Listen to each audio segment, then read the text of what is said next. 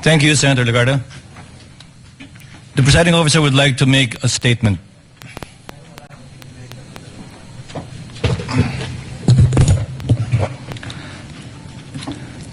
Sa mga ginagalangan kong kapwa Senator Judge, sa ating mga minamahal na kababayan, sa mga partido sa kaso na kabinbin ngayon sa Senado, isa pong maganda at pinagpalang hapon sa ating lahat. Sa araw na ito, muling gagampanan ng Senado ang isa sa mga pinakasagradong tungkuling iniatas ng saligang batas. Ang pag-upo natin bilang isang impeachment court para litisin at husgahan ang pangalawang Pangulo. Kinikilala ng ating saligang batas na may mga opisyal na may hawak ng kapangyarihan at pananagutan na napakabigat para sa kanila lamang itinakda ang impeachment bilang tanging paraan para sila ay panagutin. Article 11, Section 2 of the Constitution enumerates these officials: the President, the Vice President, the members of the Supreme Court, members of the Constitutional Commissions, and the Ombudsman. They are not ordinary public officers. According to the late former Senate President Juan Ponce Enrile, they hold, quote, the highest and most sensitive offices of government. They may be removed from office only upon conviction for offenses of the highest constitutional gravity: culpable violation of the Constitution, treason, bribery, graft and corruption, other high crimes, or betrayal of the public trust. Impeachment is a means to preserve constitutional government through the removal and disqualification, if so warranted, of an unfit official from a position of public trust. 5 opisyal pa lamang ang na-impeach ng Kamara de Representantes sa ating kasaysayan sa ilalim ng 1987 Constitution. Una, si dating Pangulong Joseph Estrada noong 2001 na ang paglilitis ay naungusan ng mga pangyayaring humantong sa EDSA 2. Ikalawa, si Ombudsman Mercy Gutierrez noong 2011 na nagbitiw bago pa man mabuksan ang kanyang paglilitis ng Senado. Ikatlo, si Chief Justice Renato Corona noong 2011 din na nilitis na patunayang nagkasala at inalis sa tungkulin ng impeachment court bilang punong mahistrado. Ikaapat, si dating COMELEC Chairman Andres Bautista noong 2017 bagamat nagbitiw siya sa pwesto bago pa man mapadala ang articles of impeachment sa Senado. At ikalima, si Vice President Sara Duterte noong 2025. Subalit ang nasabing articles of impeachment ay idineklara ng Korte Supremang null and void ab initio kung kaya't ito ay inarchive ng Senado. Siya ay muling na-impeach sa kasalukuyang taon at ngayon naharap sa paglilitis na ito. Ipinakikita lamang na maikling tala nito na ang impeachment ay hindi isang pangkaraniwang kaganapan. Turing nga ng Korte Suprema, quote, it is the most difficult and cumbersome mode of removing a public officer from office. Subalit, ang paglilitis na ito hindi lamang hindi pangkaraniwan, ito ay tunay na bukod tangi. Bakit?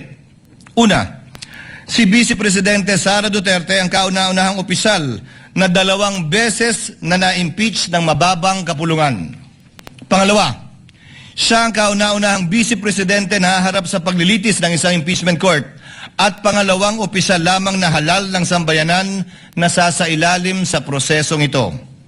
Pangatlo, siya ay hinahalal ng may pinakamalaking mandatong pinagkaloob ng sambayanang Pilipino sa sinumang kandidato sa ating kasaysayan.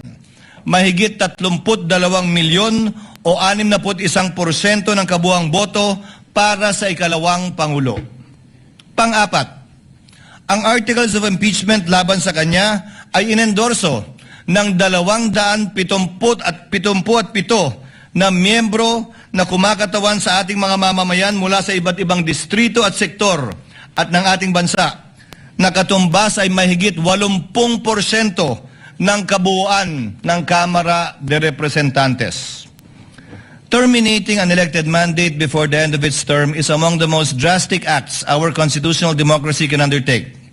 This is why the trial must be guided with prudence, tempered by caution, and marked with unquestionable impartiality.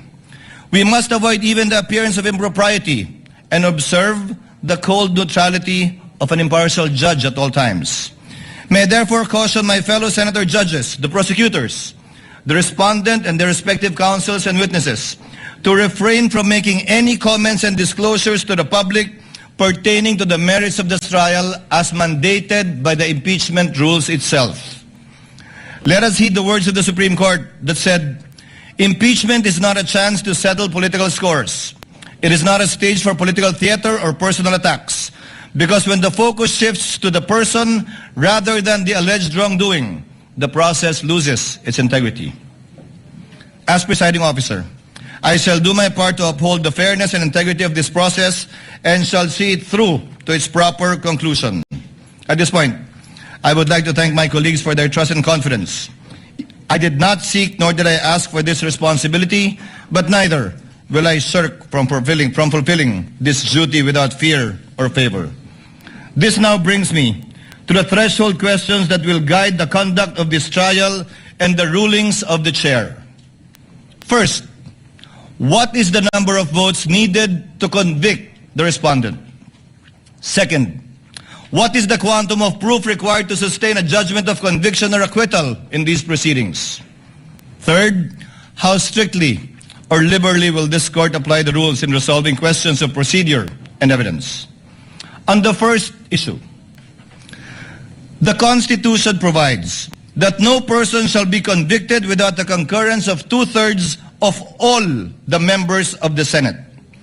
With 24 members of the Senate, a literal interpretation of this means that conviction requires the affirmative vote of at least 16 senator judges. This literal interpretation finds direct support in the 2000 case of Bayan versus Zamora, which concerned the Senate's compliance with the 2/3 vote required to concur in a treaty. Despite having only 23 incumbent senators at that time, then Senator Gloria Macapagal Arroyo was elected as Vice President. Therefore, there were only 23 senators. The court held the charter provides that the Senate shall be composed of 24 senators. Without a tinge of doubt, 2/3 of the figure, or not less than 16 members, is an unquestionable compliance with the requisite number of votes mentioned in Section 21 of Article 7. It behooves, therefore, all of us to observe the same fidelity with the Constitution in this trial, which affects not only the mere ratification of a treaty, but more so affects the substantial rights of the respondent, as well as the sovereign will of the people as expressed in the overwhelming mandate given to her. This is the prevailing law today. Whether we agree with it or not, we must abide by it. However, those who disagree are not without recourse, because this is without prejudice to the right of any party who holds a different view to seek judicial relief. And should the Supreme Court, who possesses the sole authority to interpret the Constitution by virtue of its power of judicial review, render a different ruling on this question other than what the chair has stated, this court and this representation shall faithfully abide by that ruling of the Supreme Court. On the question of quantum of proof, given that impeachment is a sui generis constitutional proceedings, the standards of proof that govern administrative, civil, and criminal proceedings do not apply. However, this does not mean that senator judges shall rely solely on their conscience in deciding this case. No less than the Supreme Court also said that, quote, decisions regarding whether to acquit or convict must be based upon clear charges supported by sufficiently clear and convincing evidence. Furthermore, let me be clear that the burden of proof in these proceedings rests upon the prosecution.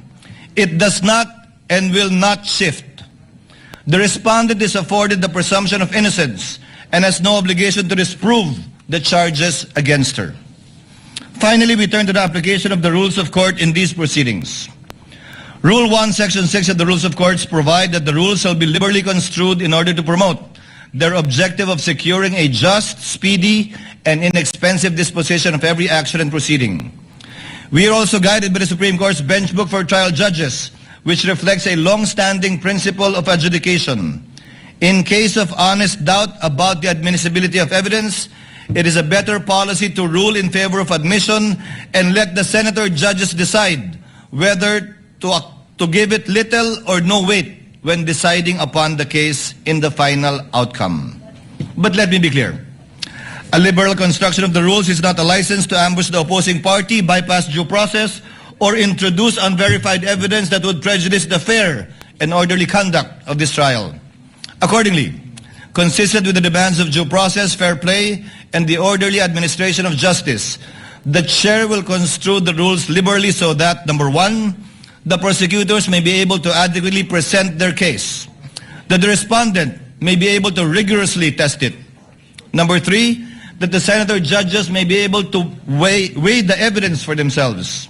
And fourth, so that the Filipino people may hear the whole and impartial truth regarding the allegations against the Vice President. Let us remember what our oath requires us, to do impartial justice according to the Constitution and the laws. Hindi po tayo nandito upang itaguyod ang anumang pampolitikal na adyenda. Hindi tayo narito upang paglingkuran ang kagustuhan ng alinmang panig. Narito tayo upang alamin ang katotohanan at sa pamamagitan nito, mapairal ang hustisyang walang kinikilingan. Ang tungkulin natin bilang mga hukom ay hindi maaaring talikuran. Sa gitna nito, batid ko ang mga problemang kinakaharap ng ating bayan na patuloy natin dapat pa rin pagtuunan ng buong pansin at hanapan ng solusyon. Tayo ay mga senador bago tayo umupo bilang mga hukom at mananatili tayong mga senador na patuloy na magsusumikap na tugunan ang mga pangailangan ng ating mga kababayan bilang Senado at hindi mababago ito. Kaya't aking hiling at dalangin na huwag sana malunod ang diwa ng pagkakaisang nagpigil sa atin gaano mang katindi ang mga debate at pagtatalo sa hukumang ito. Dahil anuman ang magiging kalabasan ng paglilitis na ito, laging kinakailangan ang Senadong nagkakaisa. Dalangin ko po na sana pagkalubad tayo ng katatagan, karunungan, pagpapakumbaba at pag-unawa upang magampanan nating lahat ang ating tungkulin bilang mga hukom. Pagpalain na po lahat sana tayo ng poong may kapal. Maraming salamat at magandang hapon po.